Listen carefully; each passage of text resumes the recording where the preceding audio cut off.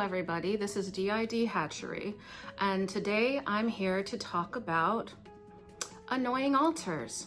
Apparently, I may have a Karen in my system that I was totally unaware of, okay? Let me tell you the story. So, not long after my last video came out, literally, I think it was maybe the day I posted, like after I posted, okay?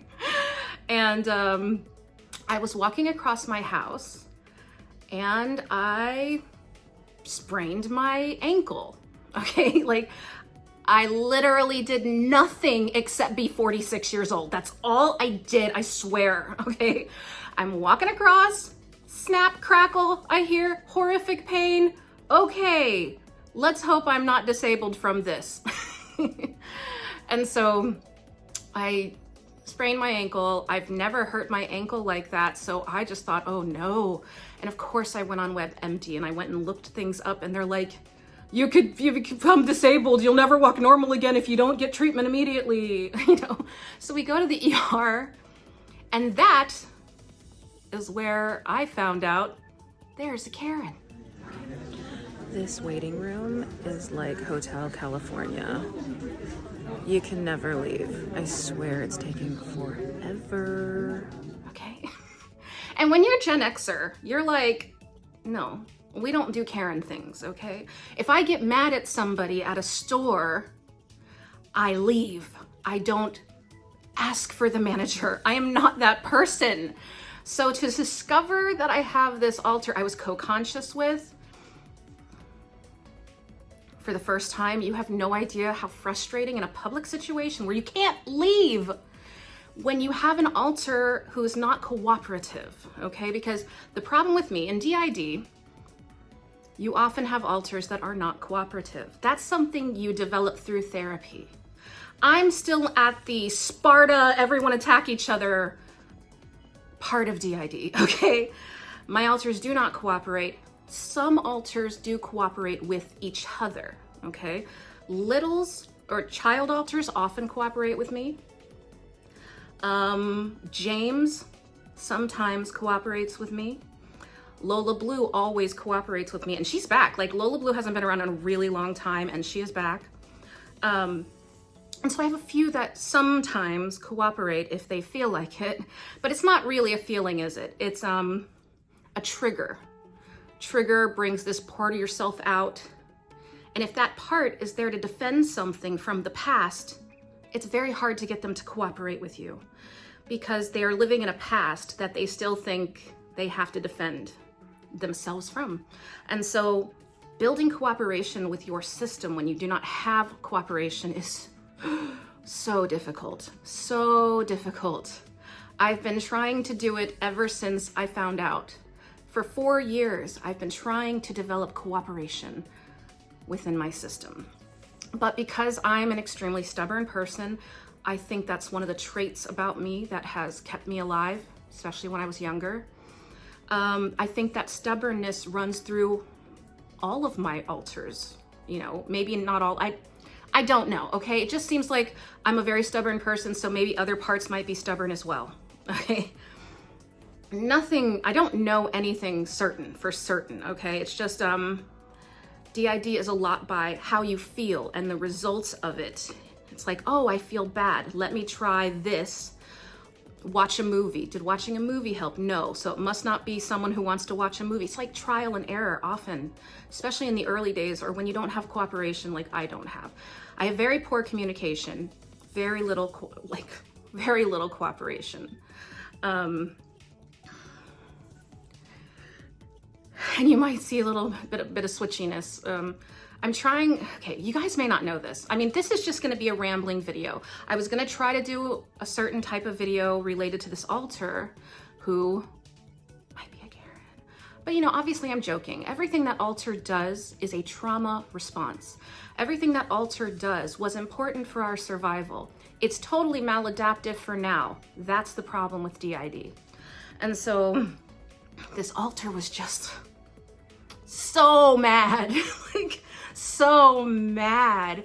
And I was co-conscious. And so when I'm co-conscious with an altar that I'm very scared might say things publicly, I feel I'm often behind, and I'm like a, I don't know, pulling the reins of the horse if I can. I'm like, shut up, close your mouth, just don't do this anymore to me, you know, like that's really how it is. And they either shut up or they don't. It's not like I can make them. I can just pull and sort of beg, you know?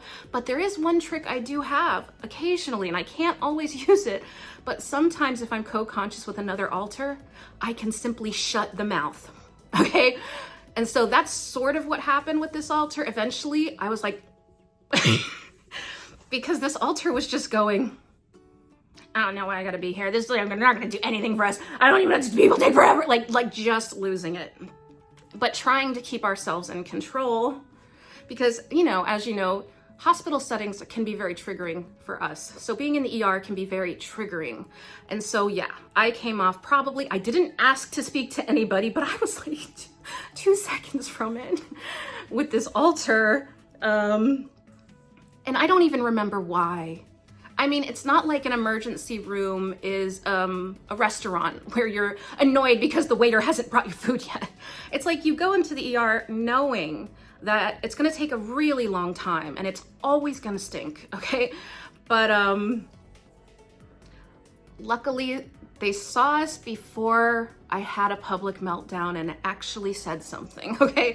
Because the last time I was in public, I mean, this was like months ago, I had a slight slip. I was at a dental office.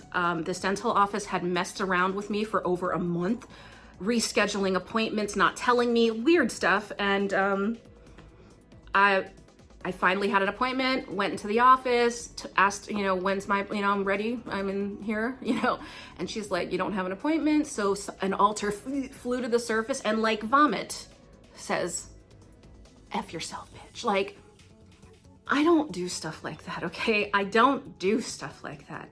But what I'm learning is other parts of me do. And I don't like that. I don't like that. But see, when you have dissociative identity disorder, you don't have the choice. All you can really do is try your best to maintain control. And if you do lose it on somebody, you can only apologize later. That's really how I sort of have to live my life, by warning my friends and apologizing later. But what else was the point of all this? Okay, God, I'm just a little frazzled and I'm hot and like, I'm just gonna make this a little less formal of a video so you guys can kind of see more of the process and why it's like, it's a little bit hard for me to make videos and I don't know why. Like, I love it, but at the same time, I have such anxiety. It's excitement, but also fear, you know, and it's just, you have to deal with a lot of different feelings when you're doing any specific thing when you have DID. So what was the point of this video? What was the point? What was the point? Hold on, what was the point? Okay, so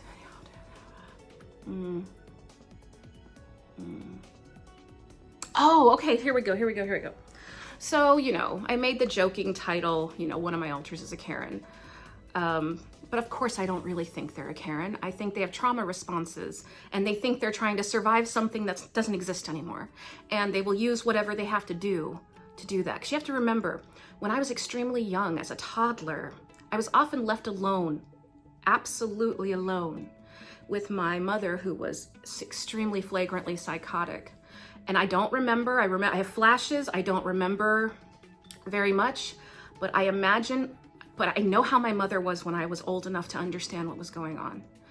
So as a toddler, I can't imagine the things I had to say, the tricks I had to pull, the whatever I had to be to keep up with my mother's unpredictability. And so I'm not gonna get mad at altars for Karening out on accident. And so that's not what this video is about.